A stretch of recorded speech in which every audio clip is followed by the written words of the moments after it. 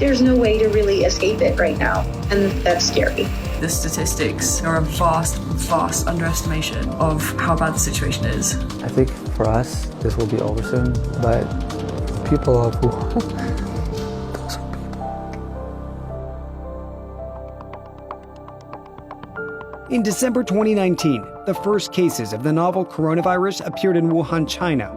The virus is believed to have originated from the Huanan seafood market. So this is where authorities believe the source of the coronavirus is. You've got police at all the corners. On January 24th, Wuhan was put into lockdown along with 10 other cities. I've never seen this road this empty in the middle of the day. We went from just being, encouraged not to go outside and not to go to crowded places to do not go outside, do not ride the metro. The city of Wuhan, China, essentially going on lockdown. A drastic effort to contain the spreading and deadly coronavirus. The only way to buy tickets at this hour is in person. We're good? All right. We've made it aboard the train, departing shortly for Beijing.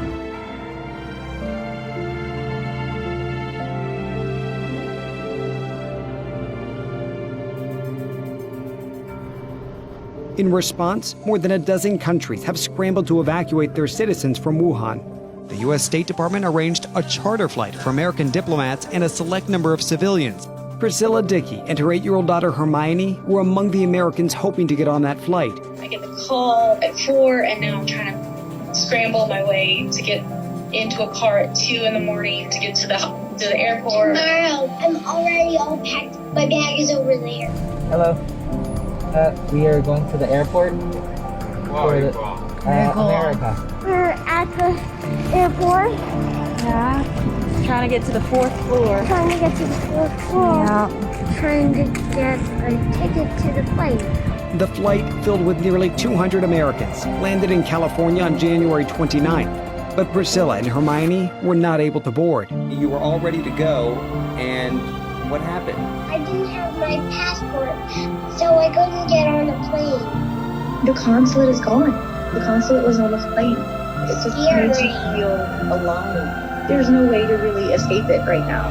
That's scary. Meanwhile, doctors have been working tirelessly in China to try to treat the thousands of coronavirus patients. They don't have any capacity to receive new patients. They're getting treatments to relieve the symptoms, but not a real treatment. Dora Zhang video chatted with us from Germany. She says it took 4 days for her 72-year-old uncle in Wuhan to get his test results. They came back positive. He's not allowed to be treated at the hospitals. Physically, he's trapped there. Our photojournalist Natalie managed to speak with medical personnel from all over China. Doctors and nurses on the ground are really struggling to get the equipment that they need, just basic safety kit. They have to wear nappies because they can't take their hazmat suits off as soon as they do. The suits are contaminated and they don't have enough that they'll have another one to wear. These images posted on the People's Daily Weibo account shows medical personnel in a Wuhan hospital making masks and hazmat suits out of trash bags. The statistics that we're all reporting on about the number of cases, they are a vast underestimation of how bad the situation is. Photos circulated on Chinese social media showing exhausted doctors sleeping in hospitals. These are the images Chinese state media, CCTV, broadcast across the country. Rapid construction of not one, but 2 hospitals with capacity for 2,600 patients. State media said the first hospital finished construction on February 1st and is already taking coronavirus patients. Rotating articles on state-run news agency Xinhua website reassure readers of the efforts to keep supplies flowing. Before the official state news outlets began to report the dangers of the virus, people in China turned to social media for the truth. This lawyer turned citizen journalist in Wuhan has been posting the problems he's encountered, saying it's lack of face masks, hazmat suits, gears, and the most important thing is lack of testing kits. You can't get confirmation if there's no testing kit. The only thing you can do is to be a suspect case and wait at home. Dr. Li Wenliang first warned friends on WeChat about a SARS-like disease going around. But instead of being praised, Li got a call from Wuhan City Police. Chinese state media first reported that Li was one of several whistleblowers silenced by police. Dr. Li Wenliang went from treating patients to becoming one. the 34-year-old ophthalmologist diagnosed with the Wuhan coronavirus. Back in Beijing after our departure from the city of Wuhan. My bedroom here. This is the studio that we've created here. It's our quarantine studios, essentially. Got a nice backdrop of the Forbidden City. That's how we get our breakfast. Yeah. So I signed for it, and he bolts. He's already gone. China is becoming increasingly isolated from the world. At least 62 countries are implementing a wide range of immigration restrictions against both Chinese nationals and people traveling from mainland China. As a result, this country of 1.4 billion people is essentially in quarantine. At least 2 cruise ships, one off the coast of Hong Kong, the other off the coast of Japan, have been quarantined as well, isolating more than 7,000 passengers and crew. My wife is from Wuhan originally. They were back for a long family visit, and we're going to stay through the Lunar New Year. She called me. Wuhan is closed, no flights, no trains. My first instinct was get supplies, get water. You guys are going to be trapped. There's a feeling of helplessness because I want to help them. There's nothing we can do. We can't get there. We can't get out of it. I think a lot of people that were left, they felt like they were abandoned, left behind. I think for us, this will be over soon. But the people of Wuhan,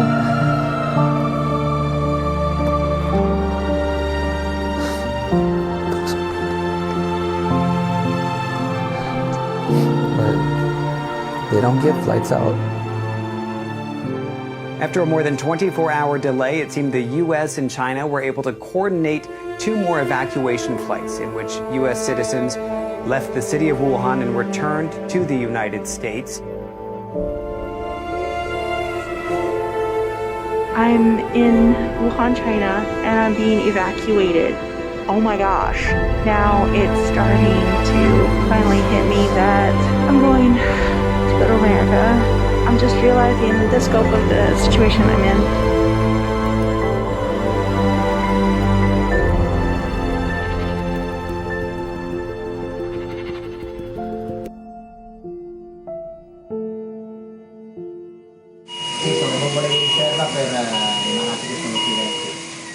They're fighting a war here and they're losing. The sheer numbers of people succumbing to the coronavirus is overwhelming every hospital in northern Italy. The staff are working flat out trying to keep these people from deteriorating further. They're trying to stop them from dying. This isn't an intensive care unit, it's an emergency ward. The ICU is full. People have only just arrived here and they're in terrible shape.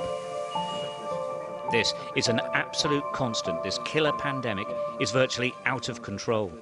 The patients are literally gasping for air.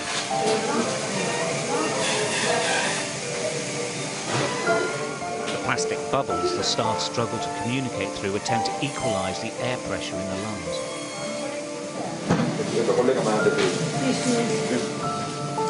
Nobody expected this. Nobody thought they'd be treating so many so quickly. And it's not like flu. It is chronic pneumonia, and it is killing hundreds each day. There are now 15 patients. The doctors say they've seen nothing like it before and are warning other countries, especially the United Kingdom, that they will see it as well. People who keep describing this as like flu, it's worse than that, no? No, it's totally another thing. I think it's pneumonia, more pneumonia than flu. Mm-hmm. Because most people get pneumonia. And as I said before, it's a very severe pneumonia. And so it's a massive strength for every health system, because we see every day 50 to 60 patients who come to our emergency department with pneumonia, and most of them are so severe they need very high FiO2 or oxygen, and so we have to reorganize our emergency room and our hospital in 3 levels of intensity, as you saw. This is the main hospital in Bergamo in Lombardy province. It's one of the most advanced hospitals in Europe. But it's the most hard-hit of all the hospitals in Italy. The town is the centre of the epidemic here.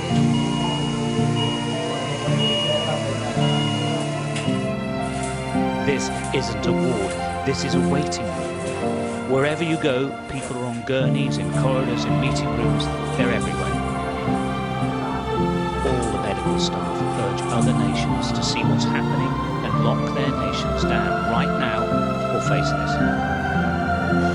What I would suggest is just shut down to stop all the outbreak and not come in this kind of situation that is very, very difficult to manage. I never felt so stressed in my life. I'm an intensivist and I'm quite used to, intense movement and choices, and people are critical and will die without any treatment, and you make the difference. But when you arrive at this point, you realize that you are not enough. And maybe we are 100 anesthetists here. We are doing our best, but maybe it's not enough. We are performing the test for the nasal swab to detect coronavirus. The problem facing health services across the world is that when the infection curve goes up, it rockets, and all the resources, all the testing, all the supplies are used up instantly. Multiple hospitals all at once. What's staggering is that Italy is doing a lot of testing. Thousands upon thousands are being tested.